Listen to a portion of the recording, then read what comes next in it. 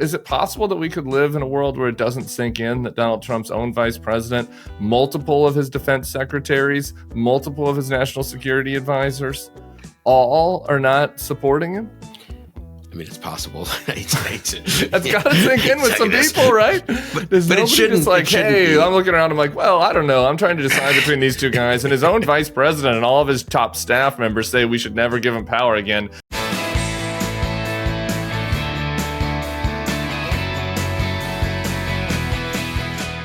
Hello and welcome to the Bulwark Podcast. I'm Tim Miller. We've got a big day today. On the back end, we'll have Ben Wittes, just fresh off his being sanctioned by the Russian Federation. Very happy for Ben on that achievement. But first, we've got Bill Kristol, much to discuss. Bill, how you doing?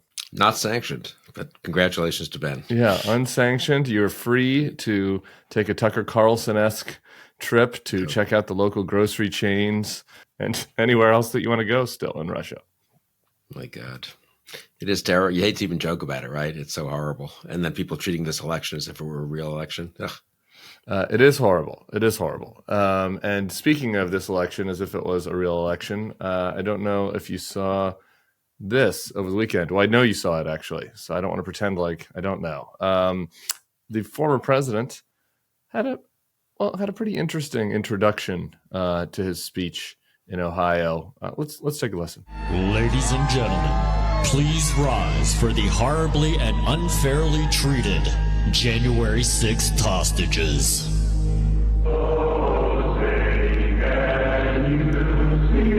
Okay, that's enough. We had Trump saluting during that whole time like he was Gaddafi or something, like a weird, Libyan dictator. I don't know. What were your thoughts about the hostages and that new intro with kind of the World Wrestling Federation mixed with Gaddafi, mixed with releasing General Radek from Air Force One? I mean, as I said in Morning Shots this morning, I thought I was inured to Trump and all of his horrors, and I've kind of told myself over and over, as you have too, I'm sure, gotta just blood pressure, keep calm and carry on and all that. And I felt physically sick, I've got to say, listening to that and watching that. I mean, these are the people who violently stormed the Capitol. Trump's responsible for it in large measure, but they obviously made the choice to do it. They've been convicted, duly convicted in fair trials in courts of law. And they're now being called hostages, and Trump is standing, and the crowd is standing, and Trump is saluting them. Saluting, something that our military does as a matter of protocol and order and demonstration of kind of respect for law, really, right? For what's the famous line? You salute the office, not the man. Yeah. I mean, it's precisely almost embodies what it means not to be in the service of a willful, arbitrary dictator. And here Trump is saluting. It got to me, I've got to say. It did too, because it also feels just so un-American. I mean, it is un-American directly, right, in the sense, right, that we're saluting people that stormed the Capitol. But just the whole scene of it, feels as if it is out of a bad movie or a third world country. It just does not have the feel of somebody that has respect for the country and the traditions. And, I mean, it just... Do you also get that sense? No, totally. And I tweeted, this was a little over the top probably, about Horst Wessel, the Nazi song that was a tribute to this alleged martyr, Horst Wessel. I think he had written it, actually, maybe, and which became a kind of co-national anthem of Nazi Germany, along with Deutschland über alles. And, there's something about that is what authoritarian and let's use the word fascist movements do, right? The movement, and this is a little complicated because it's sort of the national anthem, but it's sort of a garbled and mashed up version of the national anthem being sung by this J6 choir. I mean, there's something about treating the song of your self-proclaimed martyrs, of your movement, as equal to the national anthem that's itself so at a big rally with the standing and the saluting. I don't try not to overuse the Nazi comparison, and it's not really quite a Nazi comparison, obviously, but there's something genuinely deeply creepy about it.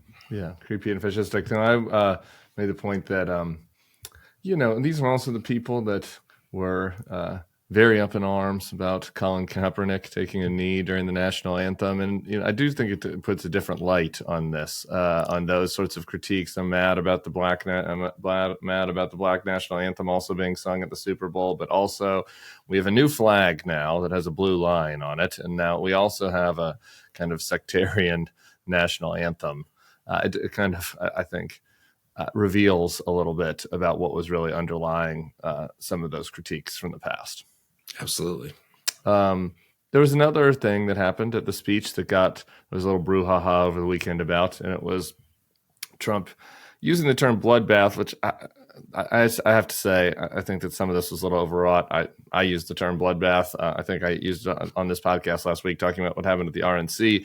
So the question is about the context of this. And so, for folks that missed it, that were actually enjoying their weekend and did not see the back and forth. Basically what has happened is Trump, this is also the problem with dissecting these Trump speeches, is that, it is nonsense. A lot of times it's nonsense, garbled speak. I mean, he's like an Ouroboros, the snake, just kind of these sentences like goes out and comes back and they don't follow a rational, logical, a verb, predicate, noun predicate sentence structure. But in short, basically he's talking about the plants that are being built in China and how the auto industry in Ohio and in the Midwest is, going to suffer and is suffering under Biden. And then he says, if I don't get elected, it's going to be a bloodbath for the whole. That's going to be the least of it. It's going to be a bloodbath for the country. That'll be the least of it, but they're not going to sell those cars. So, you can dissect if you want to call that a sentence or sentences. Okay. You can dissect it if you want. Several people, I think in the media, several people in the media were kind of claiming that he's saying that if he loses, there will be a bloodbath and kind of alluding to January 6th. Others were saying he's just talking about the car industry. Your colleague and our colleague, Andrew Egger, got some attention for saying, well, no, actually, he pretty clearly says it's going to be a bloodbath for the country, and that'll be the least of it. So how do you assess the kind of bloodbath brouhaha? I mean, I wouldn't obsess on the sentence. And as we said earlier, I was kind of obsessed with the hostages and the quote hostages and that horrible part of the speech. But look, when you said the RNC was a bloodbath, you know what? You haven't called for killing people who worked at the RNC. You haven't called for beating them up. You haven't called for putting them in camps. You haven't said that there'll be retribution and vengeance against them in the future, except you might personally not choose to hire them for some enterprise that you're involved in. But I definitely would choose not to hire them for an enterprise I'm involved in. So yes. You know what? No one thinks when you say bloodbath that you're calling for a bloodbath.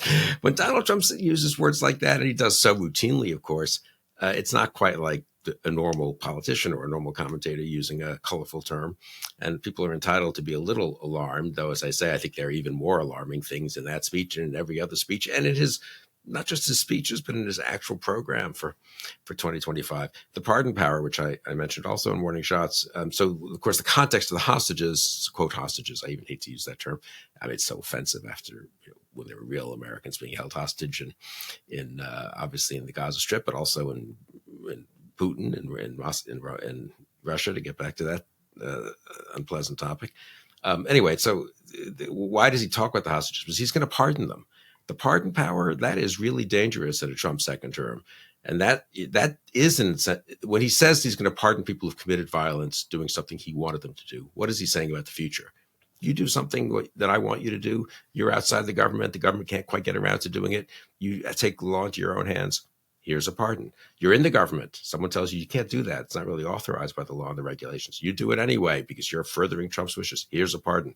The pardon power, the way Trump talks about it and glories in it, is itself an invitation, given in the context of all the rest of his rhetoric, is an invitation to violence. So people are entitled to be a little more alarmed when Trump uses the term bloodbath than a normal commentator does. Yeah, I totally agree. It's always like it's kind of, the MAGA defenders and the apologists and like the worst people in America who are always looking for any excuse to be able to defend Trump because they can't defend him on the merits.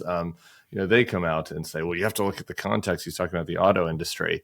And it's kind of like, well, no, actually we could, take the aperture back a little bit on that context and think about the broader context, which was there was maybe not a bloodbath, but there was blood shed after he last lost an election because he refused to accept defeat. Like that happened after his last loss. So when you support a nominee for president that incited a deadly riot at the Capitol after his last loss, then part of the baggage associated with that, when you nominate him again, unbelievably, is that when he talks about a bloodbath after the next election, that some people might take that literally. That's just kind of part of the risk that you take on the context. So sorry, Tom Emmer and other random senators who were upset about the media's treatment of this. Okay, the pardon thing, I didn't have this on the list, but now that you mentioned the pardon, I feel like I'm compelled to bring it up. Paul Manafort, there's a report out of the Washington Post today that Paul Manafort is back to advising Trump, at least informally and possibly formally again. I do think that it kind of got lost because of the timing. It was after Christmas, I believe, or maybe right before Christmas of 2020 that Paul Manafort was pardoned by Trump. So this is during the Stop the Steal. It was a couple weeks before January 6th. And it was the type of pardon that in a different administration, in a more normal administration where there was not an insurrection a few weeks later, it would have, I think, just totally dominated coverage and would have been treated like Mark Rich on steroids, which is what it was. It was an absolutely treasonous pardon. I mean, Paul Manafort was colluding with the Russians, was dealing with Russian intelligence sources. Even the Republican Senate report that looked into the Russian interference in the election said that Paul Manafort was doing influence work for the Russian government and its interests. That's a direct quote from the Republican Senate report. Then he did not cooperate with federal officials that wanted to investigate his influence work with the Russian government. He was jailed. Donald Trump pardoned him, all the while getting an assist from Russia, of course. And now, with everything that we've learned since and all the actions of Russia since, Donald Trump is now bringing this person that he pardoned for back into the mix. I mean, it's really astounding. Yeah, and really dangerous. I mean, he also pardoned, I think, Flynn and Roger Stone and Steve Bannon between Election Day and January 6th. I think they had also, some of them, he'd used the pardon power earlier and talked about using it earlier to attempt to thwart the course of justice. He really started to use it after, when he was trying to overturn the election results. And he obviously learned, in a sense, maybe you already had the sense of it, but he really learned how powerful that could be, I think, in accomplishing his aims if he ever gets back into the presidency. And so, yeah, the Manafort reemerging, and incidentally, all those Republicans, you mentioned them briefly before, senators, members of Congress, all these, they're reluctantly supporting Trump. Could one of them say a word about the propriety of Manafort or being part of Trump's, or Steve Bannon for that matter, being part of Trump's inner circle? I mean, it's just, why even bother? Why am I even asking this question? I don't know, but it's just so, but I mean, it is kind of a subversive, if I can put it that way, enterprise that Trump is involved in, subversive of our Constitution, subversive of the Republic. And all these people are just, well, I don't approve of some of the things he says. I wouldn't say it that way myself, but nothing, they don't take it seriously. Mike Pence takes it seriously. No, he does. And let's get into Mike Pence. I wrote about this time. I mean, you saying subversive. When I wrote about the Manafort thing in 2020, I pulled back up that article. I called it treasonous at the time. And I don't know how to otherwise explain it. I mean, Russia engaged in an attack on our democratic elections. Manafort was speaking to and colluding with Russian intelligence during that time. He lied and concealed this effort when the American government tried to investigate it in order to protect himself. And then Donald Trump pardoned him for it. So I just don't know how. You don't need to split hairs about that. I mean, he was literally working with the people that are attacking America. So you define that however you want. Okay, Mike Pence is somebody that does see this clearly, as you said. Over the weekend, he was asked about whether he would endorse Trump on Fox News and said no. Said he also is not going to vote for Joe Biden. He said he's not going to reveal who he's going to vote for. And he expressed dismay about not just on a range of issues, Donald Trump, but specifically, like you just did, mentioned, his use of hostages and referring to January 6th hostages at a time when there are actual real life American hostages. So what was your take on Mike Pence, hero of democracy, just barely passing the bar? Where do you stand? He's progressing. I mean, incidentally, the first time he said was Thursday or Friday that he wouldn't support Trump. It was kind of because Trump's not a true conservative. He doesn't support the conservative agenda. Yeah. It's like, really? I mean, isn't abortion? He mentioned abortion. Trump's a little too weak-kneed on abortion for him. I'm like, is this helping him? You're kind of helping Donald Trump right now by saying that he's too moderate on abortion for you. Right. And then, he doesn't support, I don't know what, balanced budgets or something. I was glad to see Pence on Sunday did move a little further into mentioning January 6th, which incidentally seems to be basically verboten to be mentioned by any Republican, right? I mean, Biden. Yeah, it's like they eye roll. It's like they eye roll if you're like, oh, you're going to talk about that old thing again. The storming of the Capitol. And even and maybe it's good political advice that, Democrats shouldn't talk about it all the time because you got to talk about kitchen table issues and people don't understand democracy, quote unquote. I think they kind of do understand storming the Capitol, though.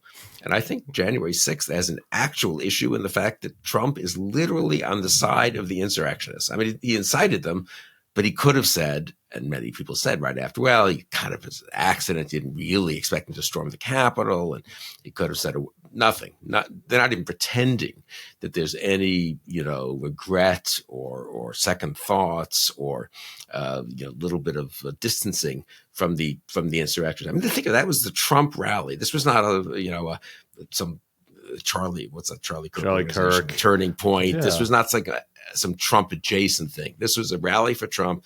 The announcer, who presumably was instructed by the Trump campaign as to what to say, please stand for for the hostages, Trump the salute. I mean, that is what the alternative is right in 2024. The other alternative in 2024 was not just Pence among the senior Trump staffers that were speaking out. His former defense secretary, Esper, had some pretty alarming comments about his private conversations with Trump and what he would expect from a second Trump term.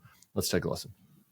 Eventually it culminated, the long break, simmering break between he and myself in June of 2020 when he wanted to deploy active duty troops on the street of Washington, D.C. and suggested actually that we shoot Americans in the street. So, I mean, that's kind of more what you'll see, this very hyper-aggressive behavior and this, willingness to flaunt norms and rules, if you will. I mean, sometimes, again, it's like the match between the tone and the words is a little off for me. It's like, there might be some flaunting of norms, if you will, in the next term. Like, for example, he wanted to shoot Americans in the street, and we had to talk him down from that. But again, I mean, so heroism, medal for Mark Esper, maybe not, but the pairing of those things, right? Like to have Trump's own vice president this weekend say that he cannot support him because of January 6th. To have his own defense secretary say he cannot support him because he's concerned that he would want to put into place some of the proposals that they discussed apparently in private, up to and including shooting Americans in the street. It's pretty remarkable to have both of them kind of speaking out that clearly. Like you would think that would. I mean, there's not really an analog for that. Right. And Mark, I've known him a long time. He was a foreign policy staffer on the Hill for Fred Thompson and Bill Frist and sort of mainstream Republican. And when he went in there, I mean, he wasn't a famous guy like Jim Mattis, and he wasn't, conspicuously, you might say, standing up to Trump. But I knew some people in the Defense Department, and I think he did his best to prevent really terrible things from happening, and went along with some things as they all had to, in a sense. But I remember being in one of these, maybe we discussed this once, one of these exercises before November, before election day in 2020, what Trump could do. People were trying to prepare, I think, intelligently for, worrying about the scenario that actually happened. And I remember I played Trump because I allegedly knew more about Trump, having been a Republican. And I said, well, of course he'll fire Esper.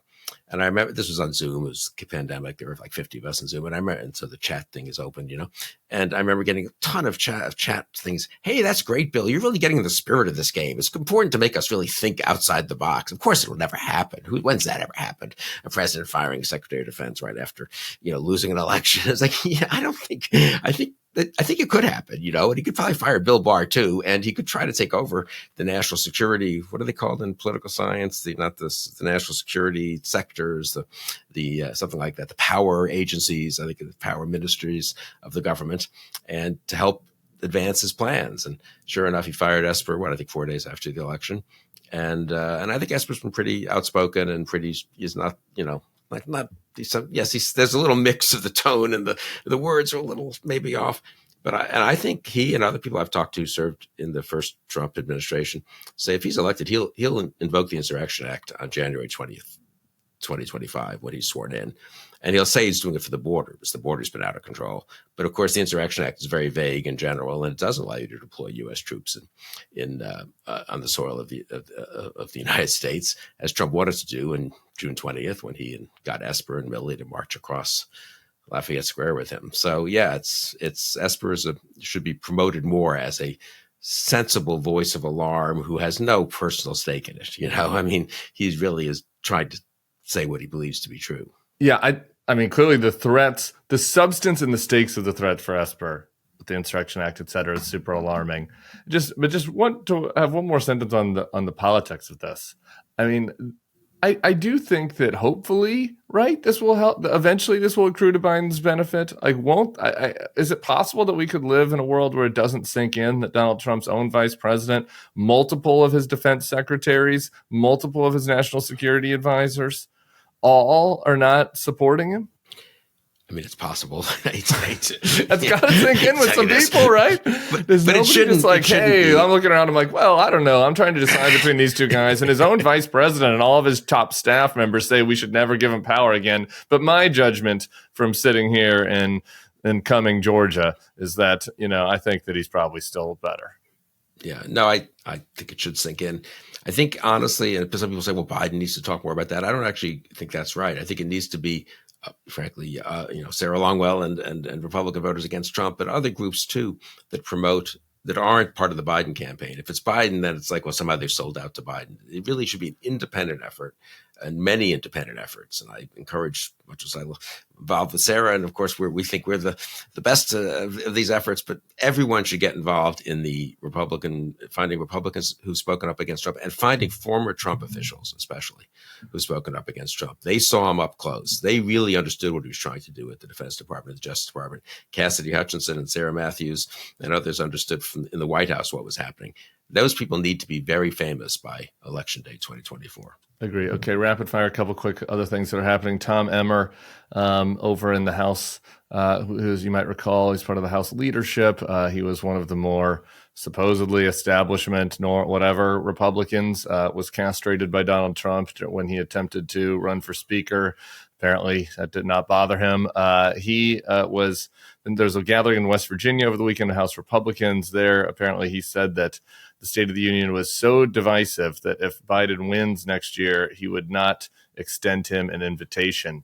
I feel like I have to bring this up because, if Hakeem Jeffries had suggested this, there would just be, wall to wall pearl clutching from the norms crowd. We'd have multiple New York Times op-eds about this, but it's hard to break through with these sorts of things on the Republican side. But I do think it bears mentioning that Tom Emmer, who I supported, as we've been discussing, the man that spurred on an attack of the Capitol, feels like that Joe Biden's, frankly, pretty normal State of the Union address was too much for him, and we must now stop the historic practice of the State of the Union. Thoughts on that? Maybe he has ambitions to move up in leadership, still, and wants Trump to be okay with him next time.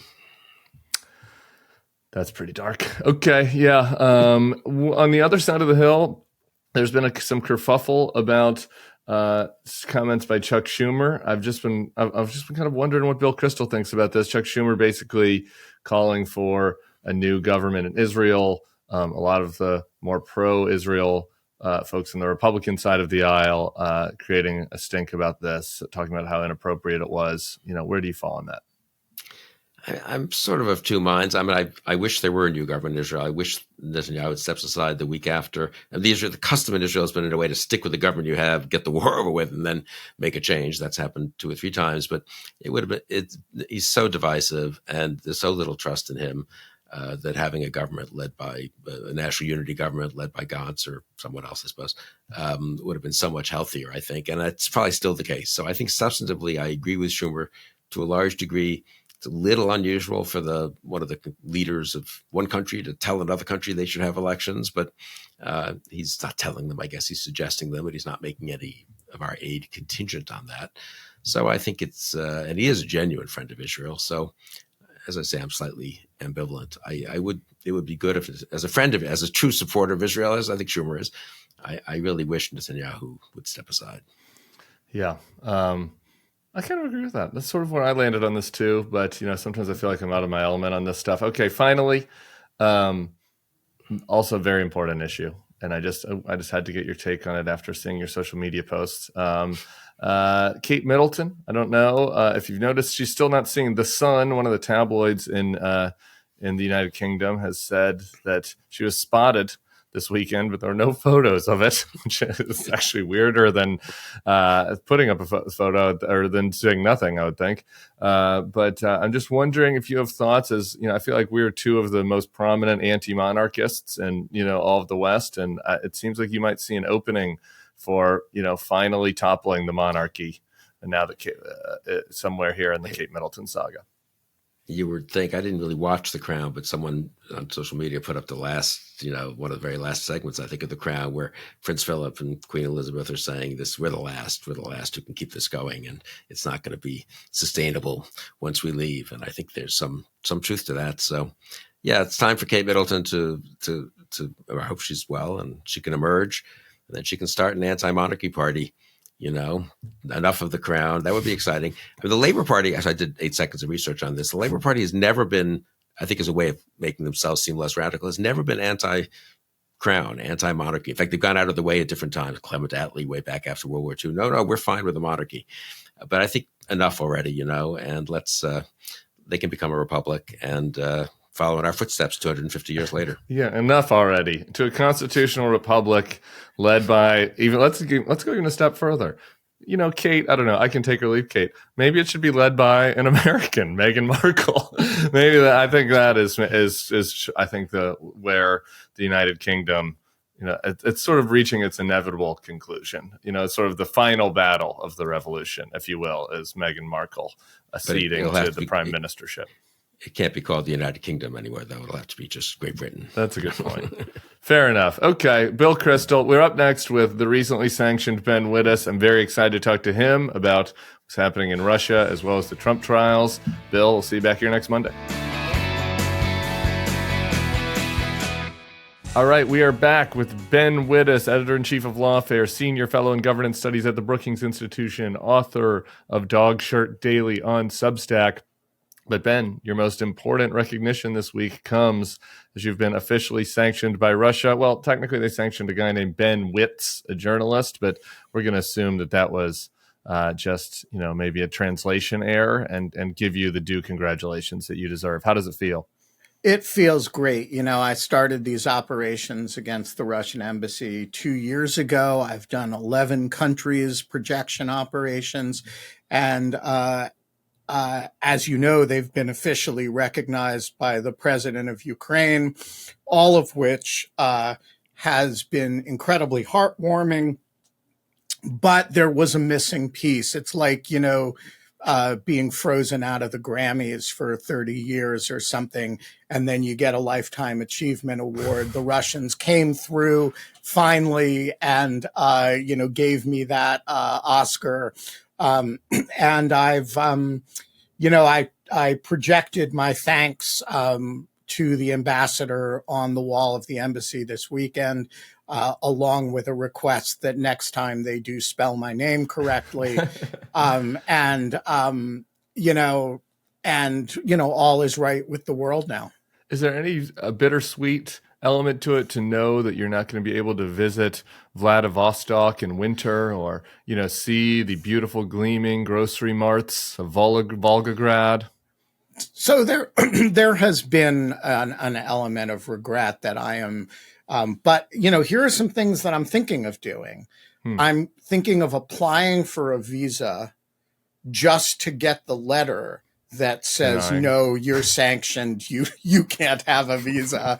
And that would be like an awesome thing, so that's, I'm thinking of that. Although there's this problem that, I can't really set foot in that building because there are sort of Jamal Khashoggi like concerns. And so, can I apply for a visa by mail? And will there be polonium on the letter that comes back? So there are challenges associated with this project. But yeah, no, I have actually, all jokes aside, I've always wanted to go to Russia, and I have a lot of Russian friends, and I actually would, under different circumstances, like to go to Russia. But here is the thing: any circumstances in which I would go would involve a different government that would rescind these sanctions anyway. So I don't think the marginal impact of not being able to visit the Hermitage under Vladimir Putin is pretty close to zero. So plenty of beautiful places to go in the world. Exactly. I wouldn't sweat it. It's a big earth out there. Before we get to the Trump trials, one other thing I want your take on related.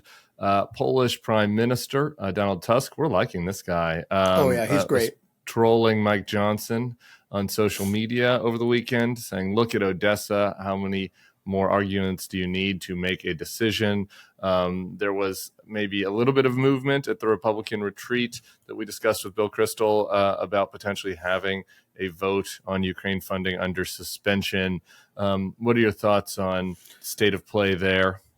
So the state of play in Congress is simultaneously awesomely depressing and a bit encouraging. So the depressing side is that we're having this conversation. Yeah. There is literal rationing of artillery shells on frontline positions. There's, the Russians, took Avdiivka not so long ago. This is a really costly bit of gamesmanship and bullshit that and it's costly, in terms of actual Ukrainian lives, and that we're looking for hope in marginal discussions of, Mike Johnson's, the chicken entrails of Mike Johnson's. The criminology, if you will.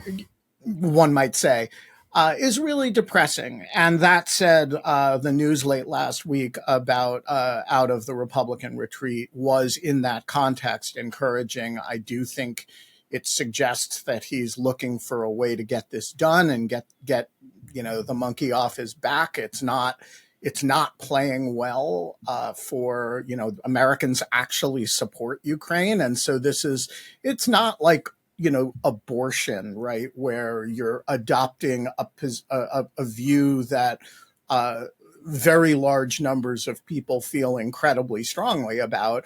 But you are adopting a view that the average voter does not share, and that the administration's position is very close to that of the median voter.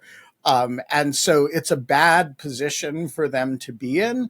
And it does suggest that he's looking for a way out.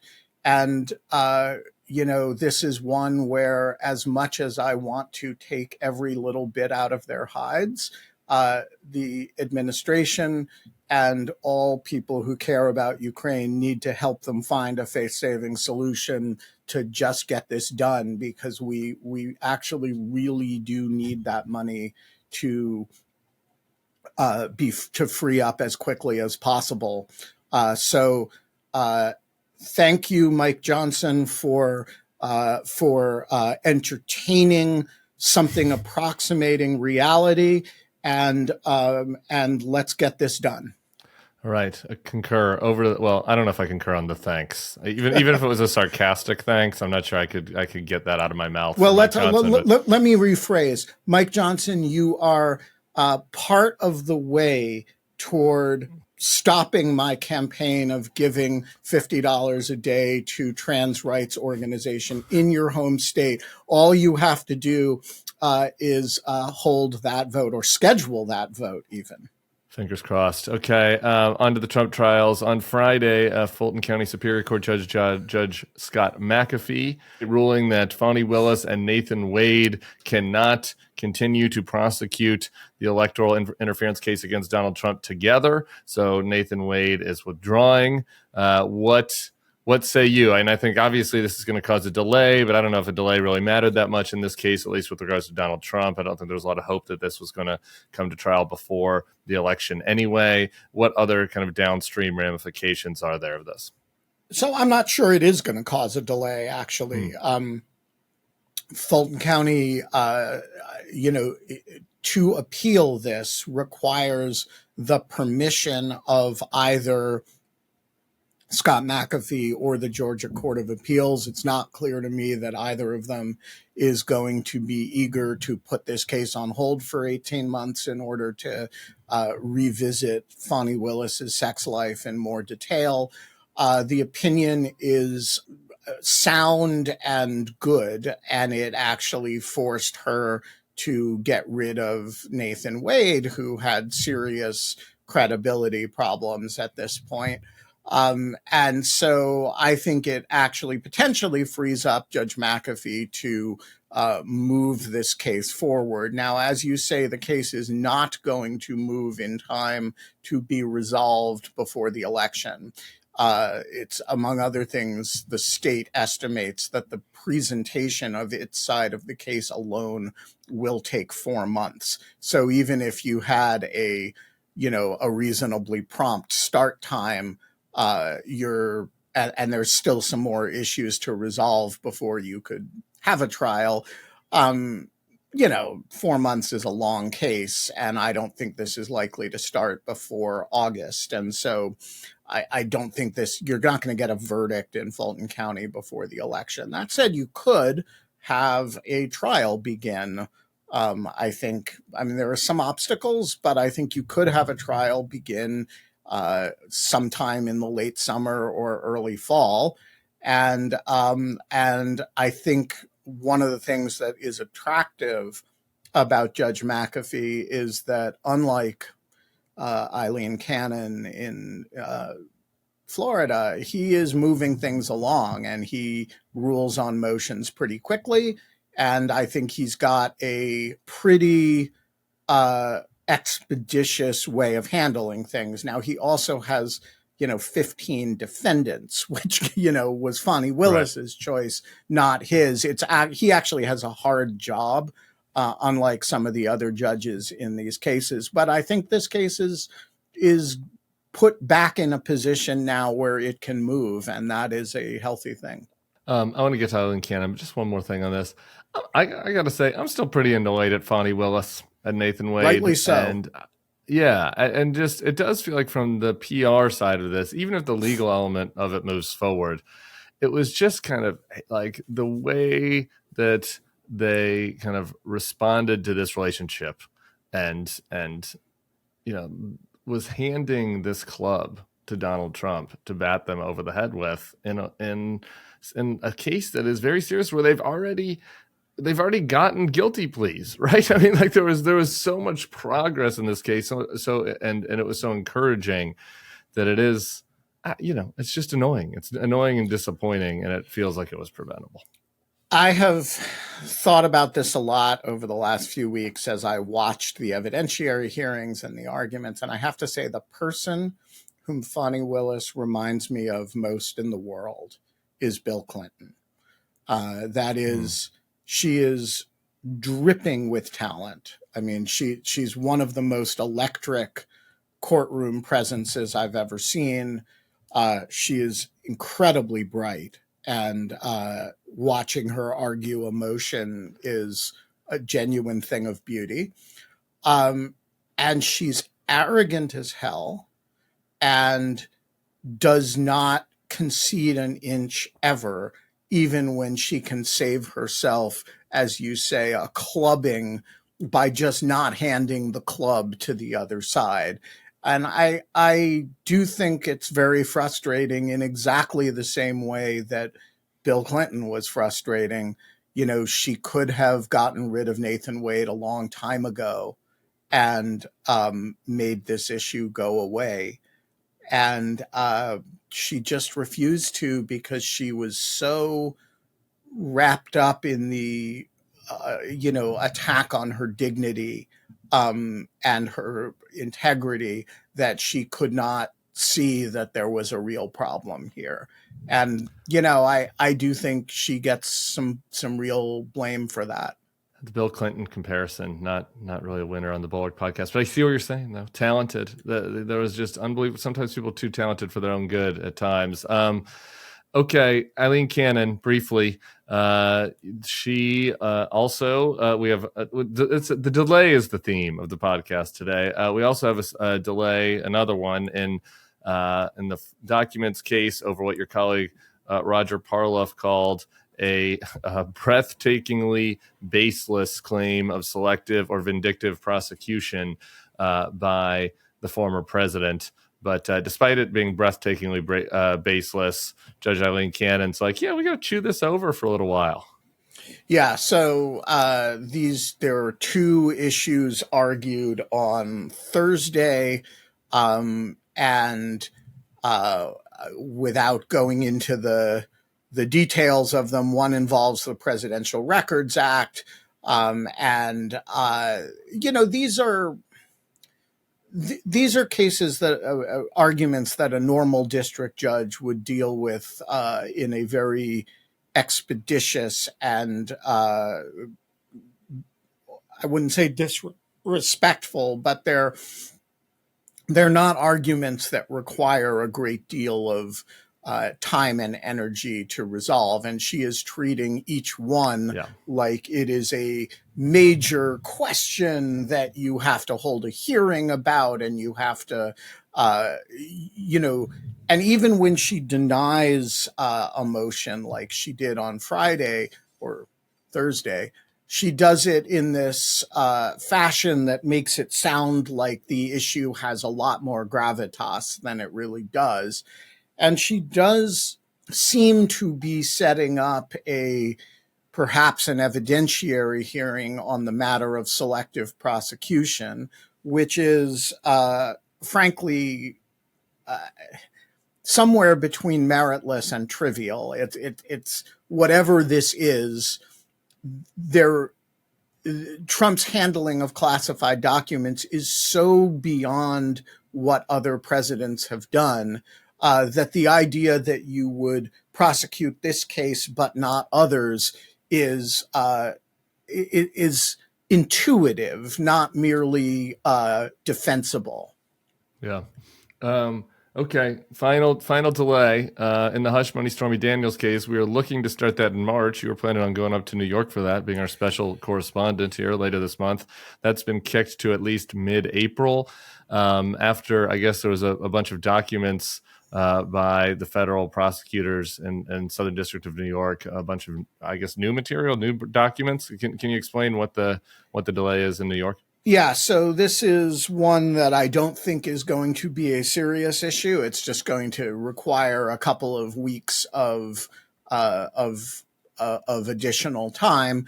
The federal prosecutors, remember, this case arises out of the federal investigation of Michael Cohen.